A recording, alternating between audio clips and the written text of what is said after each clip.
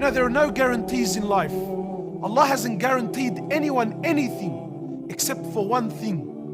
The only guarantee that Allah made with every human being, regardless of your color, your race, your religion, your age, your health, the only guarantee that we all have is death. Allah says every soul shall taste death, and death will find you no matter where you are, in the darkest hole, in the lowest valley, wallah, in the summit of the highest mountain.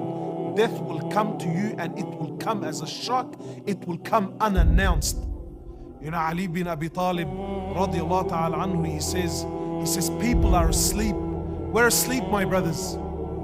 Trust me, you and I, we think we're living because we're chasing our dreams and our whims and our desires and our ambitions. But Ali says, people are asleep, and when they die, they wake up. But only when we wake up, it's too late, bro. Because there ain't no coming back. A dear brother of ours has passed away, Muhammad Yaqub Janel, at the age of 18, whom you may remember was on the show with us a few years ago. How does it feel to connect to Allah? It's an unexplainable love where you feel this connection, where if you ask for something, you don't guarantee you're gonna get it, but 90% of the time you think it's gonna be accepted, your dua. At the age of 18, and there was nothing wrong with him. He was perfectly healthy, not a worry, not a care in the world, his whole life ahead of him.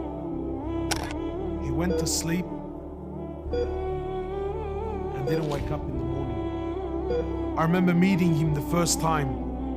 He must have been about 12 years old. We were at a fundraising dinner, and he was sitting there on the dinner table, and he pledged $5,000 that night. And I remember looking at him, and we sort of had a bit of a joke, and I said to him, "Where did you get $5,000 from?" And he looked at me with this, Allah, with so much heart and so much iman in his eyes. He said to me, "You don't worry about where I got my $5,000 from." But I remember he pledged it, and he paid it. And I got the news when I was in Mina tents. We were doing Hajj, and I was in Mina tents, and the news came to me that Muhammad had passed away. Wallah, and I remember the bitter feeling that I got, the bitterness. I was so upset, not just upset, but I was so bothered that such is this world that you can never enjoy anything fully, because the reality of death is always there. And the Prophet ﷺ, he says, increase much the remembrance of death, for verily it is the destroyer of all desires.